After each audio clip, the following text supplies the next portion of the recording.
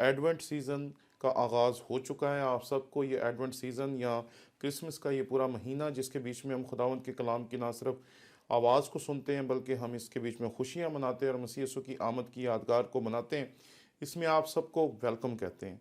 हम आपकी खिदमत करने के लिए फिर से तैयार हैं और हम कोशिश करेंगे कि रोज़ाना खुदावंद के कलाम में से एक खूबसूरत पैगाम आपकी खिदमत में पेश करें, जिसको आप सुनकर दूसरों को भी सुना सकें और दूसरों तक भी खुदावंद के कलाम को खूबसूरत अंदाज में पेश कर सकें।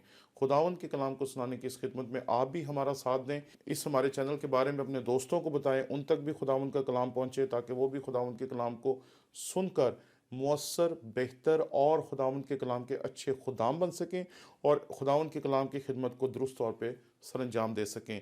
इसलिए इस मौसम को खुशियों के साथ मनाएं, अपने घर वालों के साथ, ख़ानदान के साथ, कलीसिया के साथ और हर एक के साथ खुदावंद के कलाम को बांटें, चाहे वो आपके घर में है, चाहे वो आपके पड़ोस में है, ताकि खुदावंद का कलाम इस मौसम में हर एक बंदे तक पहुँचे जो आपकी पहुँच में है, ताकि उसके अंदर खुदावंद के कलाम का बीज बोया जाए, ताकि उसकी ज़िंदगी भी मसीह खुदावंद के लिए तब्दील हो सके। आमीन।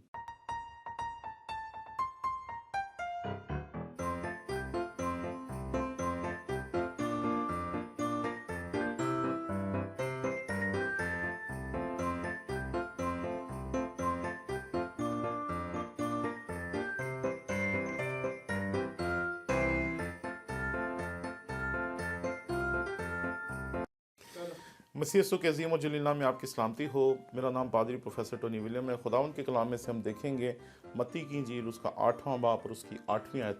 खुदावंद के कलाम में यहाँ पर लिखा है, सूबेदार ने जवाब में कहा, ए खुदावंद, मैं इस लायक नहीं कि तू मेरी छत के नीचे आए, बल्कि सिर्फ ज़ुबान से कह दे तो मेरा खादम शफा पाएगा। खुदावंद के कलाम के पढ़े और सुने जाने पर उसकी बरकत हो। कई मरतबा हम चीज़ों को जैसे देखते हैं वैसी चीज़ें होती नहीं हैं, लेकिन हम उन्हें किसी और नुक्ता नज़र से देख रहे होते हैं, लेकिन चीज़ें किसी और पहलू से देखी जानी चाहिए।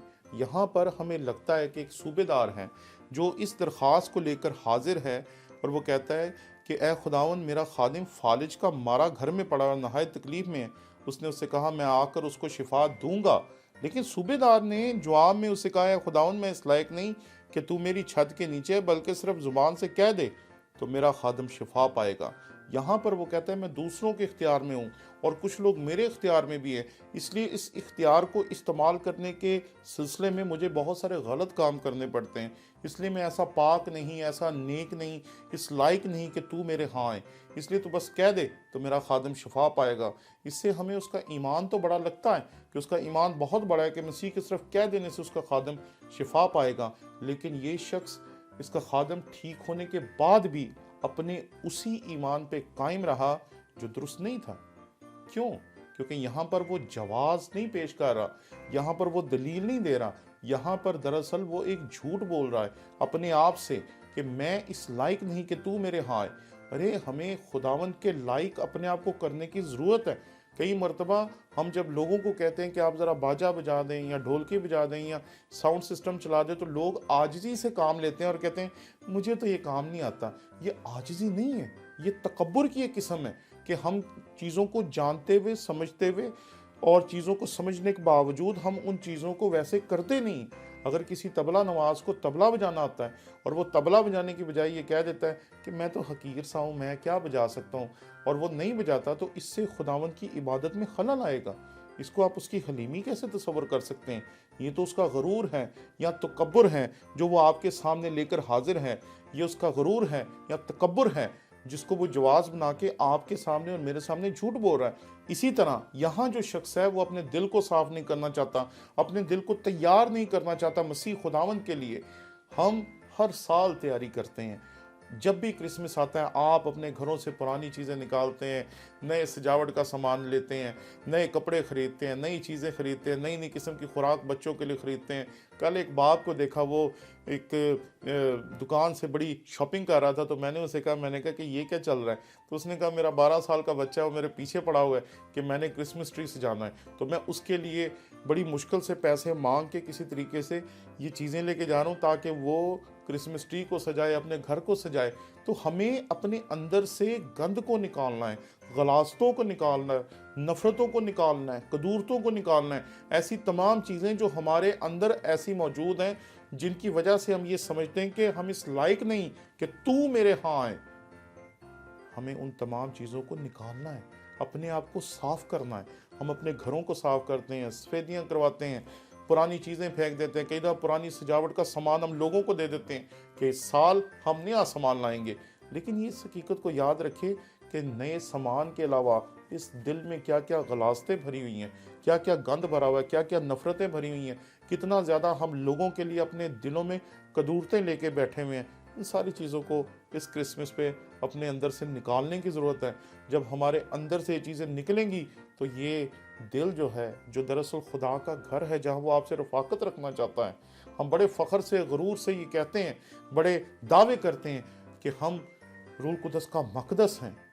लेकिन ज़रा इस मक़दस के अंदर झांक के देखें कि हमने बहुत सा गंद जो है उसे बड़ी मजबूती से संभाल के अंदर ही जमा किया हुआ है।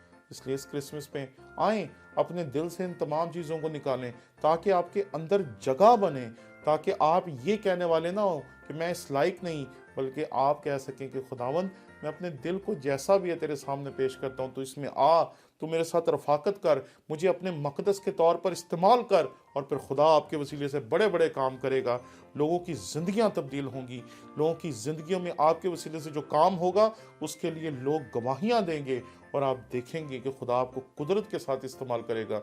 लेकिन उससे पहले अपने आप को इस धोखे से निकालना पड़ेगा कि मैं इस लायक नहीं। अपने आप को लायक बनाएं, अपने आप को काबिल बनाएं, अपने दिल को पाक करें और मसीह के लायक बनने के लिए सिर्फ तौबा की ज़रूरत है।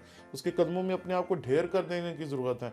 जब हम ढेर कर देंगे, वो आपके अंदर से तमाम चीज़ों को निकालने में आपकी मदद करेगा।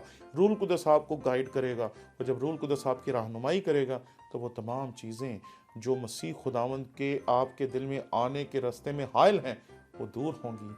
और ना सिर्फ आपका घर खूबसूरत होगा, आपका इलाका खूबसूरत होगा, आपका चर्च खूबसूरत होगा, बल्कि आपका बातन सबसे ज़्यादा खूबसूरत होगा। खुदा आपके लिए और सब सुनने वालों के लिए मुमकिन करे।